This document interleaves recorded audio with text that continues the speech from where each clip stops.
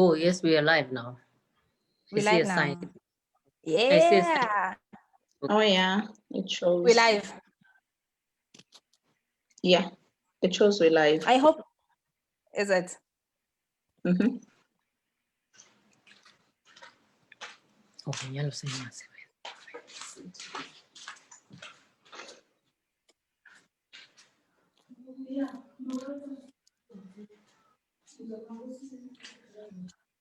Okay.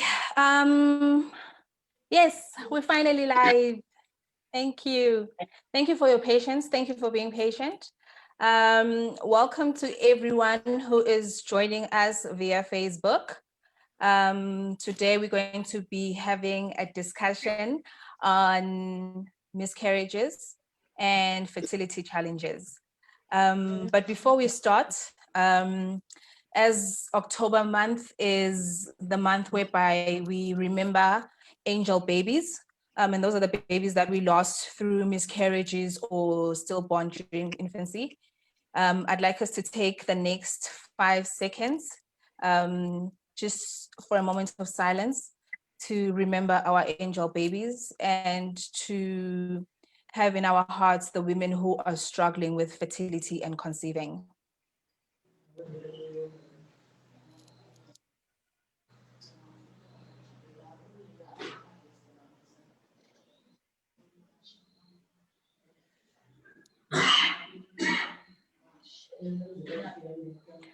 Okay, thank you for that. I'll just dive straight into it. My name is Lombuso Mthethwa, and I am a psychologist and founder of Moms Club Eswatini. Today with me, I have Dr. Nosipho Ngwenya, who's going to introduce herself in a minute, and Lungelo Motsa, the lovely, beautiful Lungelo Motsa. Thirsty Lungelo Motsa is going to introduce herself in a minute as well. Ladies, please say hi to everyone on Facebook. Hi, Facebook. Oh, should I start introducing myself? Like Yes, please. Lombuso said, I'm Nosipho Ngwenya. What else do you want to know? Yes, I'm Nosipho Ngwenya. I just had a baby. I will tell you my story soon. Congratulations on the baby. Thank you. Thank you. All right. Lungelo, could you please introduce yourself? Hi everyone. Thank you for joining us this afternoon. My name is Lungelo Motsa, and I'm probably the reason why we're most here today. Yeah. And yes, like she said, she is probably the reason why, because after our postpartum depression discussion just 2 weeks ago, Lungelo messaged me and she wanted us to have this conversation about miscarriages so we can remove the stigma and the shame that seems to be attached to miscarriage and fertility issues. So while we were discussing that, I said to her, well, let's make it bigger, because in as much as we can talk about miscarriages, we need to then have options for women who are struggling to get pregnant, so we can educate and inform about the possibilities that are there for them if getting pregnant naturally seems to be a bit of a challenge. We'll see what options are there, are available, and what can they do to make sure that they have the family that they so desire.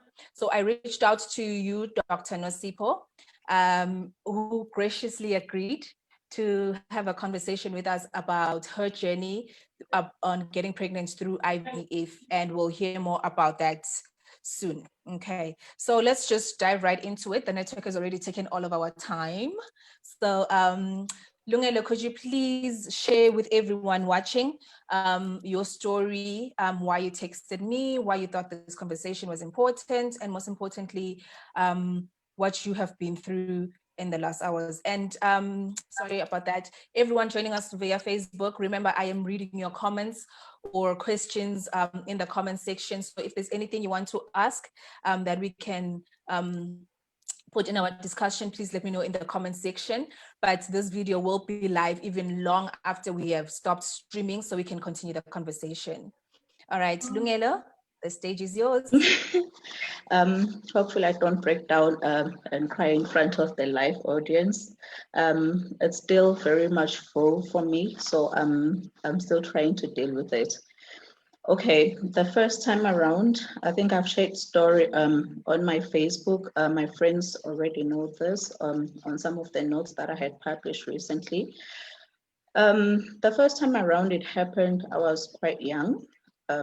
That was 2012. I didn't know what was happening, but the pain that I went through, I never thought I would actually want to have kids again. It happened again, and I thought because I've been through it the first time around, maybe it was going to be better because I've been there and I know how to deal with it the first time. And then it happened again the third time, equally devastating. Seriously, I can't explain it. Losing a baby is not for the faint-hearted. It is excruciatingly painful, both physically and emotionally. You would think because you have been there before, and I don't want to say maybe getting used to it, but because you've been there, maybe you know how to deal with it. But that's just not the case. It's probably worse the second and the third time around than it was the first time, because you think, okay, maybe it happened the first time, this time around, maybe it's gonna be better. It happened the second time, and then the third time you fall pregnant again, and you think, well, this is it. And then everyone else around you, you keep on assuring, yeah, this one is it. This is a miracle baby. This one is not going anywhere. And then it happened again when you build all that hope inside you. So you can just imagine the pain it was in. I was absolutely devastated. I actually came back from the hospital and I locked myself in this house. I didn't want to see anyone. My sister offered me to stay over at her place. I just refused. I wanted to be in this house. I would lock myself for days, like over 5, 6 days, without letting anyone in. All the curtains closed, just lying and crying day in and day out. So yeah, and then I was thinking, my gosh, I need to get a grip on this. It was really taking a toll on me.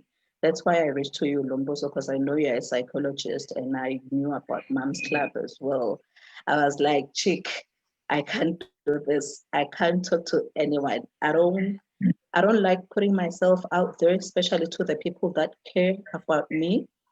So I knew I couldn't talk to my mom because she was feeling the pain for me. So I didn't want to burden that her with that. I don't want to talk to my sister. I pushed away all my friends, and the only person I thought I could talk to, unfortunately, was you.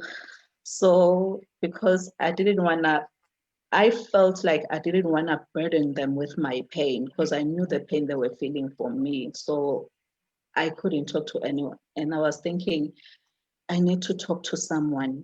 I looked around, I searched for support groups online, but there was nothing in Swaziland. And the worst part was when I was in hospital, they kept on telling me that there've been other women who've lost miscarriages. Someone has had 5. They told me about someone who's had 9. And I was wondering, how do they deal with it? Whom do they talk to when they leave the hospital? Because when I left the hospital, I wasn't offered any help. I wasn't offered a person I could talk to or someone they could appoint me that can help for me to get through the trauma and the grief. I mean, it's happened the third time. So you imagine the grief I was going through. But there was no one. I was just discharged to go home and just to deal with it seriously. And I was thinking, if I am feeling like this, how is everyone else feeling? How are they feeling? Where are they getting the assistance? Because I could tell I need help. So if I needed help, maybe they needed help again, you know. And I realized that in Swaziland, we don't have that. So I reached out to you, Lombuso, and told you, you know what, you have the Moms Club, right? But how do you deal with cases of women who reach out to you who's been in situations like I have been through?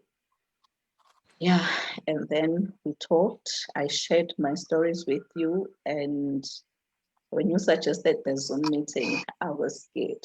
You remember, I almost denied it. I was like, no, I don't know if I'm ready to put myself out there because of the fear um, of the stigma that's surrounded around women productivity. Um, Yeah. if someone would think a menstruation, talking about menstruation, is taboo or something horrendous, imagine if you told them you lost a baby. So if you started sharing that with other people, how are they gonna look at me? How are they gonna judge me?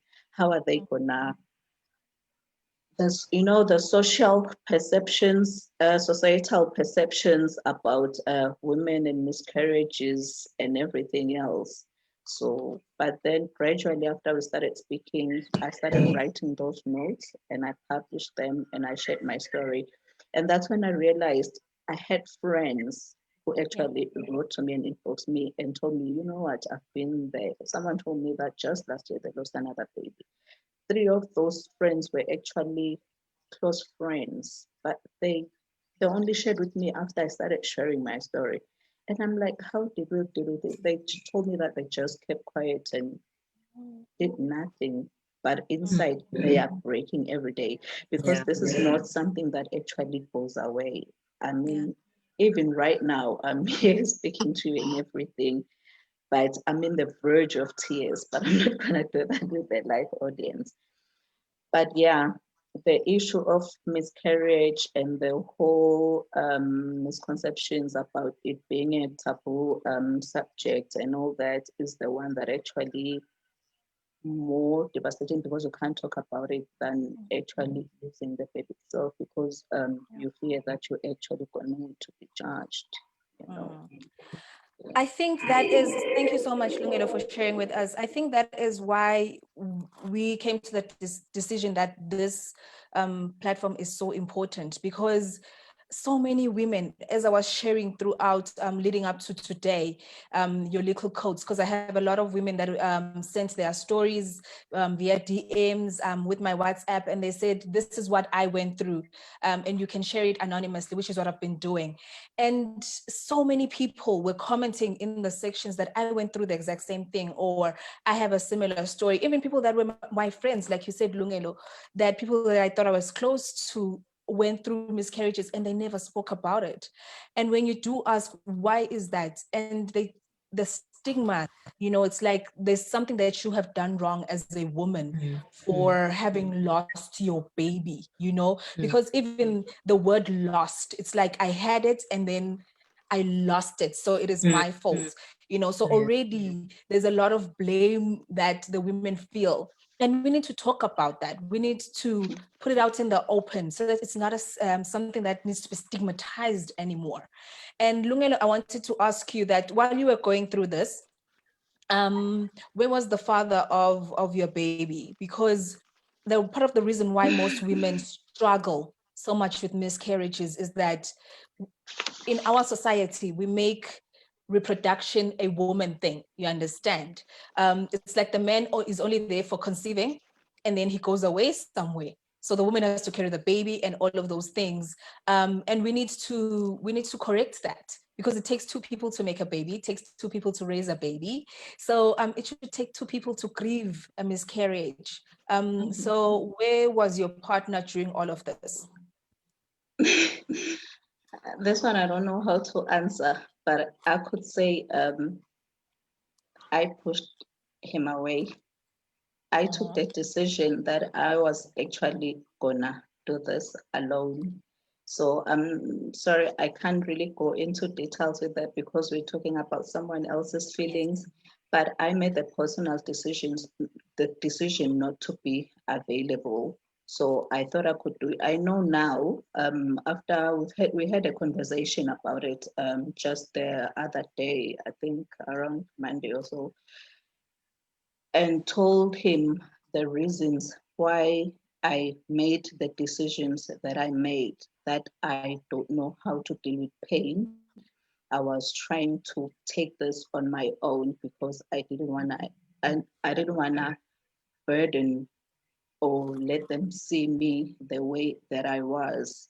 And after we've had that conversation, I knew that was a wrong decision for me to make. But I am like that. When I go through stuff, I don't want anyone around. It could be me, even my mom. My mom had to actually drive and call me. She was already at the gate. If she had called and told me she was coming, I would have made an excuse for her not to come. My sister reached out, but I pushed her away. All I wanted to do was just to be alone. And I know we're not supposed to do that, but sometimes the way I am, I would rather speak to you, of which it might be wrong. Well, when they hear this, they'll probably feel the pain. But I would rather try and protect the people that I love. So I was cushioning them, protecting them, trying to push them away from experiencing the pain that I was feeling. I would ignore phone calls. My mom would call. She's the only person I was actually speaking to. When she calls, I'll pick up the phone. The rest they tried to call, I wasn't picking up anyone's phone. It was her that I was just picking up her phone, because even her, she's going through her own stuff. So I was trying to protect her, because she knew that I, I knew that if I didn't pick up my phone, then that would just break her heart. So every time she called, I would be like kind of upbeat, yeah, I'm fine, this and that. But seriously, I was just breaking. She doesn't even know that I didn't leave the house for like 8 days straight, that I didn't eat for like 7 days straight. I haven't told anyone that. All they know that was that I was handling it. But to be honest, I wasn't handling it.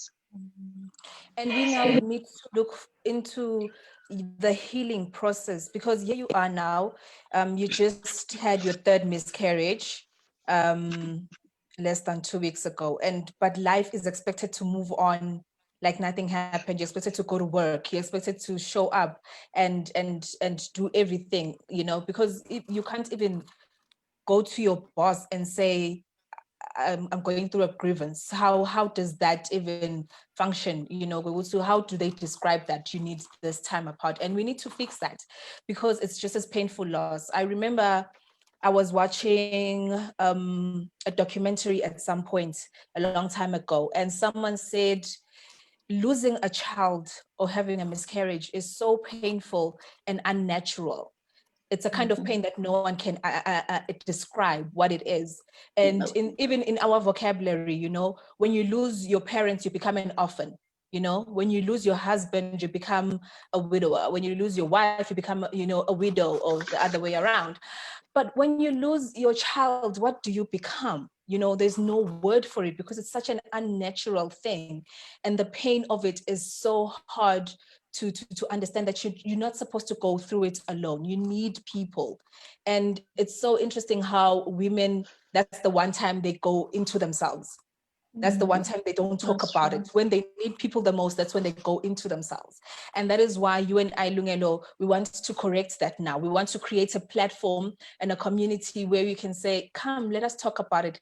Let us heal each other, and let us find ways to move forward. So now, Lungelo, I know it just happened, but with the first 2 miscarriages, did your doctor talk to you as to the possible reasons as to why they happened, and what you can do, or how you can treat yourself so that you can have a healthy pregnancy moving forward? Now we're just trying to explore the health options that are in Swaziland, because if there's a gap, we need to identify that gap so we can fix it.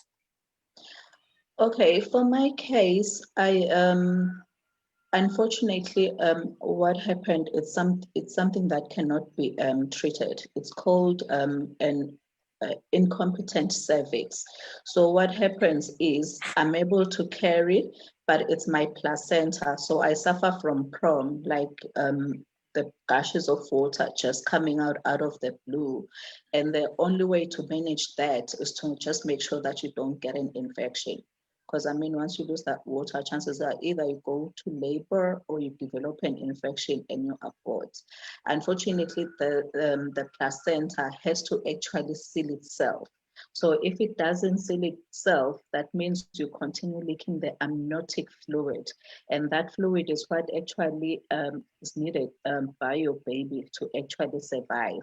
So if you don't have that fluid in your body, chances are that there's so many things that could be wrong with that baby, deformities, brain injury, what, and what not. And unfortunately, it's not something that could be treated.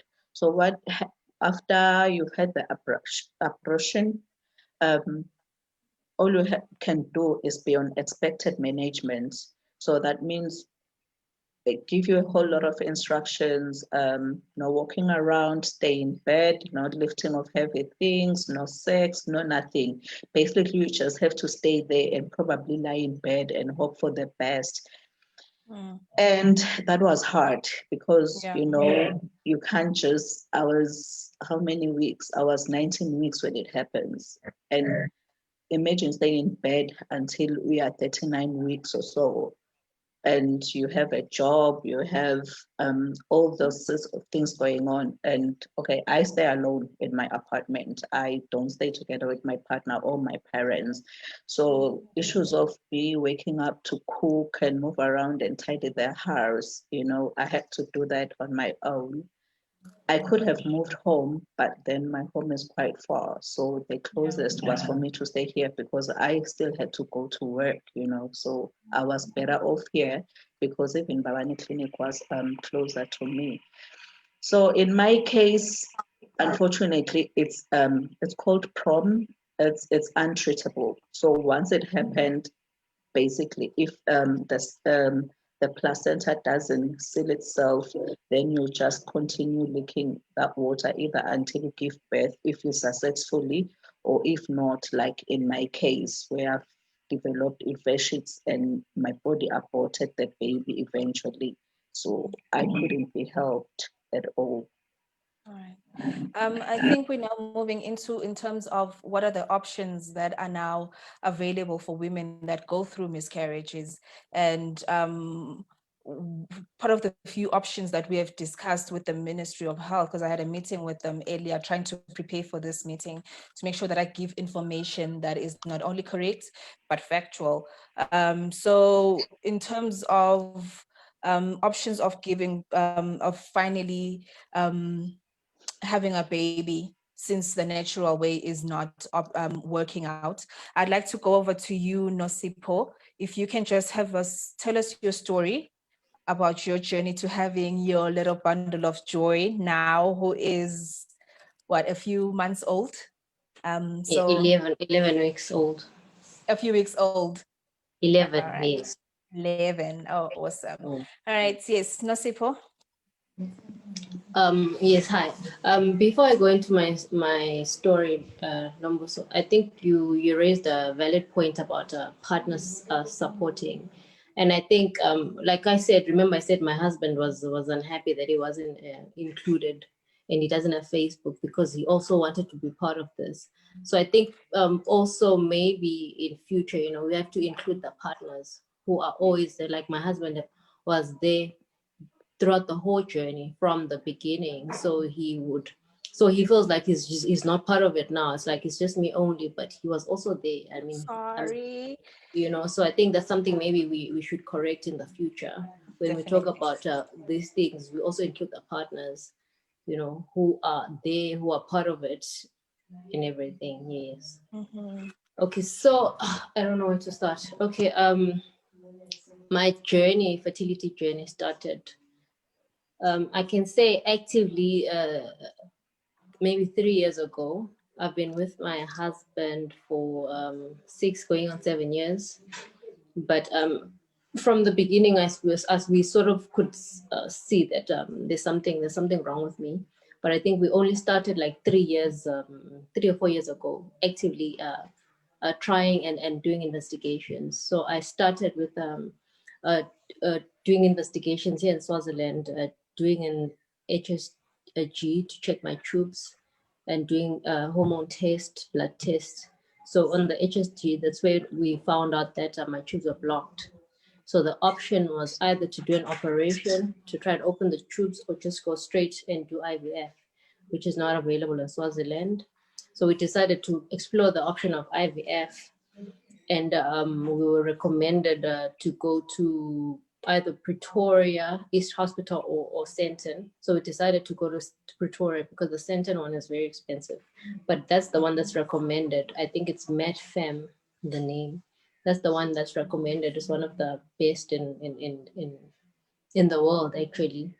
But Pretoria, so we went to Pretoria East. When we went there, our first consultation, when we saw the specialist, he actually said that besides the fact that my tubes were blocked, they also had fluid. So before I even start IVF, I have to do an operation to remove the tubes, because if I do the IVF with the fluid there, it will cause the IVF not to be successful. So it was just another issue, another drama, and another financial, implication, because obviously these things are not covered by medical aid. You have to pay for yourself. So we then decided, we went home, took time, but then we decided to do the operation. We went back to Pretoria East, paid lots of money, and we did the operation. And then after a month, we started the IVF process, which is also a long process on its own. Includes lots of injections, medication, side effects, everything.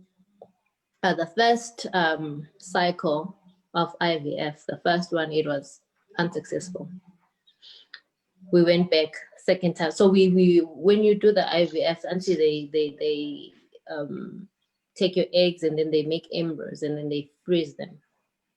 So the first the first transfer is actually the fresh embryos. So those are unsuccessful. We went back we to do the it's called FET, frozen embryo transfer, because we had, I think, 8 embryos.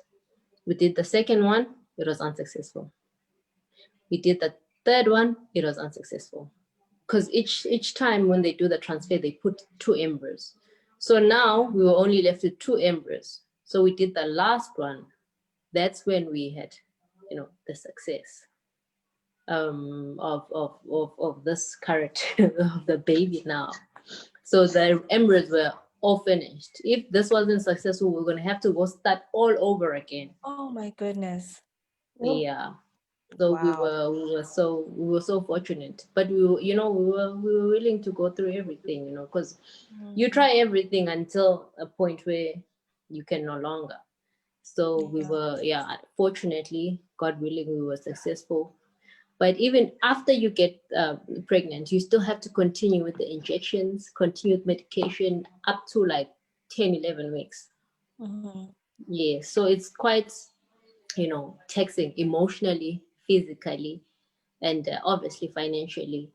Yeah. And the unfortunate thing is obviously the traveling. Some of the consultations or ultrasound scans, you have to go to South Africa. So you find that maybe after a week or 2 weeks, you have to go and check, and you come back, you have to go and check. So it's not something you can actually do alone. You need support. Yes. You need the support.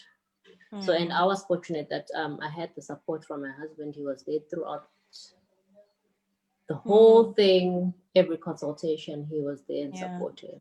Yeah. Dr. Ngwenya, do you mind telling us how long the whole process was from the first stage until now that we have baby boy, and how much it costs in total, if you have a rough figure of, if I'm thinking of IVF right now, what am I looking at in terms of cost? I know it's going to be different because with you had your 3 rounds that were not successful until the last one was, but how much was your journey? So at least we have a ballpark amount. Yeah. Oof. My journey. Okay. Okay. I think IVF, when you started, let me just say, when you start and you do the first transfer, I think there in Pretoria is, I think it's, maybe I can say, an average of 40,000. And then as you go back, we have to pay. As you go back, you have to pay depending on how and on what other medications they give you. But with the frozen embryo transfer, it's cheaper because now the embryos are already there. Yeah. So it's about 10 roughly 10,000 each time you do the transfer with your embryos that are already frozen. Yes, but because I had to do an operation, that's a different story. I had to also pay for that. That's something else. But it's around 40,000 the first time, and then as you continue, you have to pay. As long as you have the embryos, it's cheaper. Yeah. I think what's most expensive is when you're starting over and you do it in a fresh IVF cycle. Yes, and then obviously don't forget the trips to South Africa. Yes, of course, there's those. Hotel expenses, because sometimes you have to wake up in the morning, be at the hospital at 6 o'clock. Yeah. Get admitted. And none of these costs are covered by medical aid. It's not that they cover you halfway, or they cover some things and don't cover some things, everything from, medical aid doesn't cover fertility treatments. And that should not be a thing. That we really should, that should change.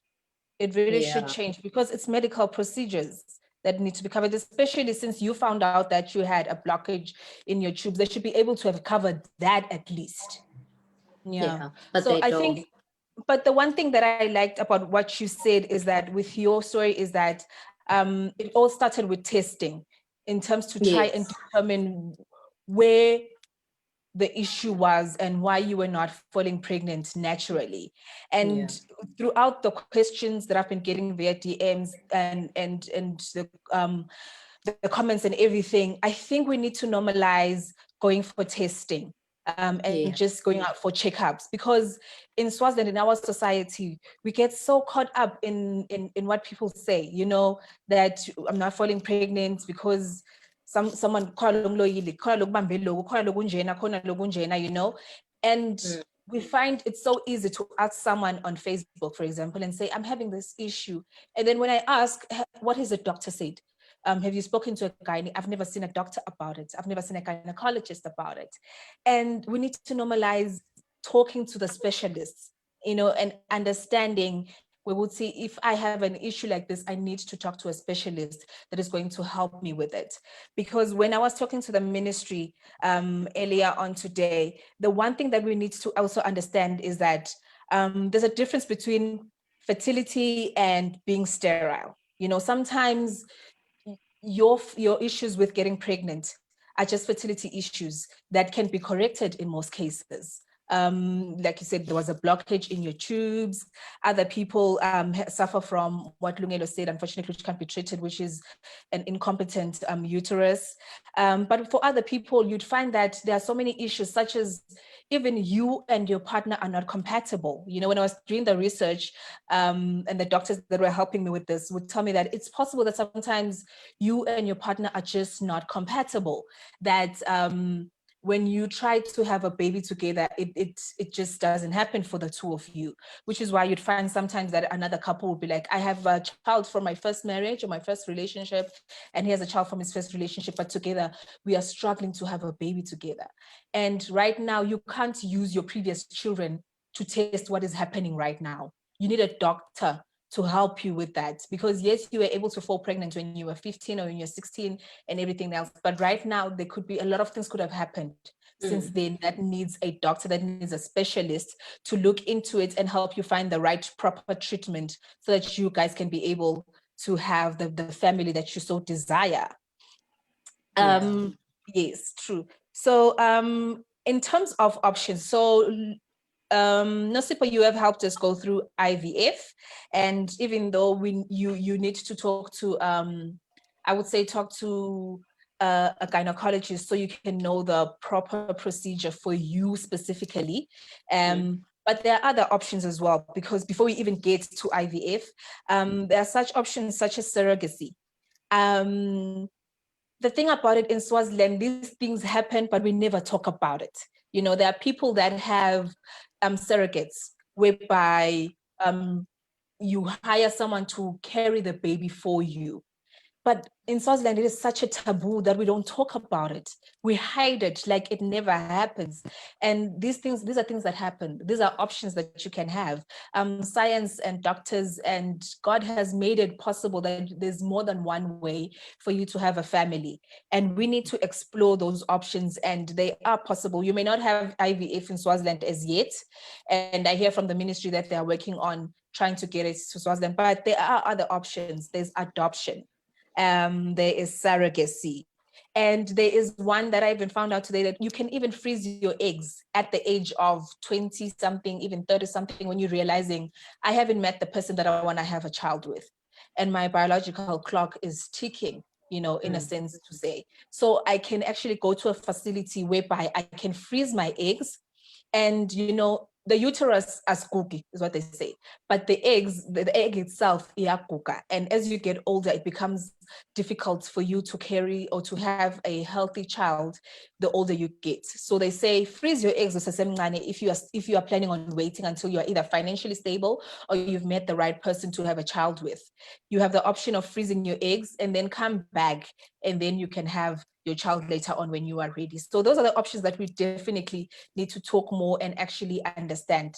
What I'm going to do on the comment section for everyone listening to us on Facebook, I'm going to drop a WhatsApp number for a contact or a referral person at the Ministry of Health, Sexual Reproductive Unit, who has graciously agreed to be a referral point for us. So if you have any questions about any of the options that we have spoken about, in terms of you have experienced miscarriages or you have experienced struggles with fertility and getting pregnant, where do I go for testing? Where do I go for treatment? Where do I go for ABCD? And he has all the information, and you can WhatsApp him, and I'm gonna leave his details in the comment section. And just to stress more about that is that we shouldn't use past children to test, like I said, because I've been getting a lot of, we had our first child, but now and everything, and it's becoming a bit of a challenge. But no one has gone to the doctor. We haven't tested, we haven't checked anything. And fertility or getting pregnant, it requires two people. The woman can't be the only one that gets tested. The guy needs to get tested as well, to make sure together we are compatible enough to have a baby. So now that we are talking about options and everything like that, Lungelo, have you been thinking about any of these options in terms of moving forward and how you can have your own child? No, not yet. All I want to do right now is just try and move on and heal. I don't know what the future holds. I know I'm still capable of getting pregnant. I know I can get pregnant.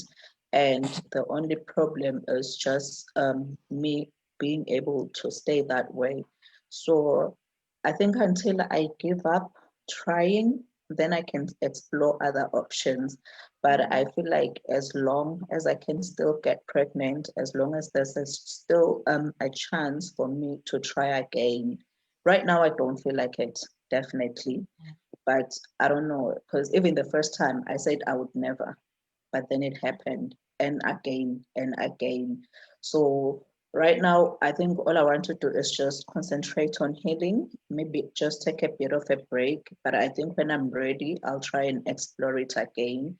Or if then I come to that decision, then yes, I can look at other options. I was actually telling my mom about the adoption, that I don't know what's the process of adopting in Swaziland. And she was asking me, do you want to adopt? I was like, I don't know. If it happens that I end up not having children, or maybe that's something I would have to look at. But right now, I'm really not sure where I stand with the options. And you need to take your time, like you said. It just happened. I mean, the last miscarriage just happened recently, so you still need to take the time to heal. What we want to do is just everyone to know that there are so many options out there. And speaking about adoption, we were just discussing it earlier on, that adoption is such a beautiful thing. When you take a child that needs a home and you give them that home and you love them like their own, like you're their own. It is such a beautiful thing that needs to be celebrated. And yet in Swaziland, we hide it. We shy away from it. You know, in other countries, when people adopt, they share it on Facebook that we just adopted this beautiful baby boy, and everyone comments, and everyone is happy for them. And yet in Swaziland, we go to the extremes of even hiding the fact that we are just adopted. You know, the woman would, I've known of cases whereby the woman would go away for a few months and come back with a baby. You know, in all of those things. Why? Because we are afraid to actually tell society, tell our families that we couldn't get pregnant, so we opted for adoption, which is a beautiful thing that should be celebrated, but instead we are hiding it. And when you ask people who have adopted as to why they go for that option of hiding the fact that they're adopted, and you hear would say, Lemakaya, the older women would always say, and this is an innocent soul that you have graciously taken into love.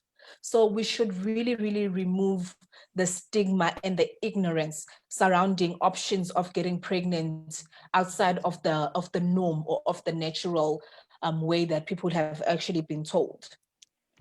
I think, as you said, Nomboso, I'm not sure.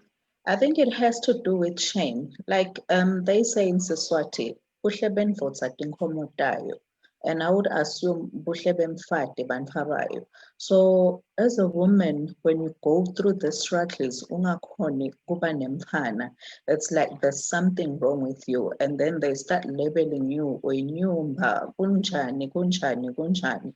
So if people perceive you that way, vele ngeke uzukhone ukusharisha letinfo leti kanjalo. Njengoba usho ukuthi, if I wanted to adopt, I would go and hide away, ngibuye senginemfana, or pretend at least I'm pregnant, because if they knew the truth, yokuthi I cannot conceive, then it's like something wrong with you. Ngathi sengingumthakathi, things like that, because of the societal perceptions about women and their reproductive health. So now umfati noma uyintombi ungakhoni ukutala nje, I would use igama lemthakathi. It's like the worst thing ever. So that's why most people wouldn't talk about it. Yes, so that's why most people wouldn't talk about that or share that, because of fear of being judged. Okay, thank you so much for that, Lungelo. Unfortunately, it looks like time runs when you're so busy, but Nosipho, if you could just share some words of wisdom or advice or something to look out for any woman that is now considering IVF as an option to conceive a child, if it's something they hadn't thought about, or if they have thought about it but they didn't know where to go for that information. What would you say to someone?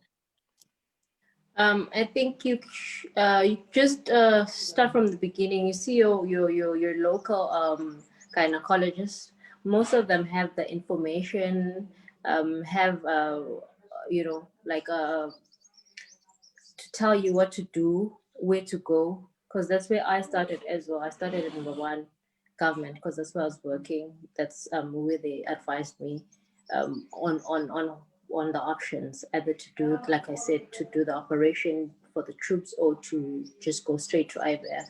So and even if you feel like you don't have the money, you can just go for a consultation to the fertility specialist. I think they are in Nelspruit, but I know of the ones in Pretoria. Pretoria East Hospital, that's where I went, and also Stanton, MedFem. Go for a consultation because that's cheaper. I think it's 1.6, 1.8, definitely less than 2,000. And see the options. Talk to the fertility specialist, and they'll give you the options on what you need specifically, because it's not everyone who necessarily needs the IVF that I did, but it's always best to just go see the not pediatrician. I have a baby, that's why I'm thinking of pediatricians. To see a gynecologist, yes, and then you take it from there. Okay, and with you, Lungelo, as we are about to sign off, is there something you would like to say to the woman who has just lost her baby or has gone through miscarriages? Anything that you'd like to share before we sign off? What I can say is that Losing a baby in pregnancy through miscarriage or stillborn is still a taboo subject, not only here in Swaziland, but worldwide, linked to stigma and shame. Many women still do not receive the appropriate and respectful care when their baby dies during pregnancy or childbirth. Miscarriage is historically a taboo subject to talk about. There's feelings of guilt and shame that we as society need to move past. The subject on its own comes with a huge social pressure to keep it under wraps, almost like it's an embarrassing secret. So I think the importance of allowing miscarriage to be discussed in an open and honest way cannot be overemphasized. I just hope that one day we can come together and reach out to others, to other women that have actually been through, just to get together and share those kind of pain, because they need that kind of support. I know I need that kind of support, but I cannot speak to someone who hasn't experienced it. But as I said, if I knew a group of women who've been through I would have just drove myself to that group to actually share my experience. But sharing it with people who have not experienced it, I feel like they wouldn't understand it. So I think we need, as a society, to actually extend some sort of kindness at such situations, actually, instead of judgment. Yeah. And I think that is why you were pushing so hard, Lungelo, that we actually have this platform, so that hopefully after we have logged off, women who have gone through this, we can come together and create that community of support, and to the point whereby we even make it a norm in hospitals all over Eswatini, that it should be known that if a woman experiences miscarriage, part of her care should be referring her to a support group. Yes. Of women who are going through, because they have to have therapy. You have to go through grieving, you have to have therapy, so you can be able to heal and be able to just move on and be able to, understand that you are not alone. It happens to so many women for us to be suffering on our own, that we need to come together. And the one word that has been dominant in our conversation is society. We are society, you understand? Society is not something that you go and buy at the shop. You, me, everyone, other women that are listening, we are society. So it starts with, first of all, you being sensitive towards other women. I don't know why women and people have this sense of entitlement of asking people why they are not pregnant yet, or why they don't have children yet. It is a sense of entitlement that I don't know what's happy. So, and I'm hoping that after today, we can learn to be a bit more sensitive towards what other people are going through, their journeys, whether I've decided to wait to have a child, or I'm going through a lot of miscarriages and pain and issues. It is not your business, basically. So you can't feel entitled to asking me why I haven't had a child or anything like that. So as a society, we need to learn to be a bit more sensitive and to understand that people's journeys are different, and we are not entitled to knowing what is happening. So it starts with us, society, in terms of fixing our mindset, fixing our feelings, and being a bit more sensitive and empathetic towards other people who are going through, even if you've never gone through it yourself. So I think for today, we have come to the end of this broadcast, but like I said, the conversation will carry on Facebook, as I'm still going to share the referral information for people that want to find out where do they go testing, so that they can know if they have serious fertility issues, if there's something that they need to fix so they can be able to have a baby. And I just want to stress the point that fertility and conceiving and getting pregnant is a couple's thing. So we need the partner's support. Like Lungelo was saying earlier, that her husband is really, really mad that I didn't involve him in this. And I am going to correct that, because, I can't say one thing. Oh, Nosipho, sorry. I can't say one thing and then, practice another. So if I am going to preach partner involvement, we need to involve them in every aspect, because getting pregnant and reproducing is not a woman's thing. It is a couple's thing. It takes two people to do it. So we need to involve our partners in every step of the way, from conceiving all the way to raising this baby and shipping them off to university. They have to be there every step of the way.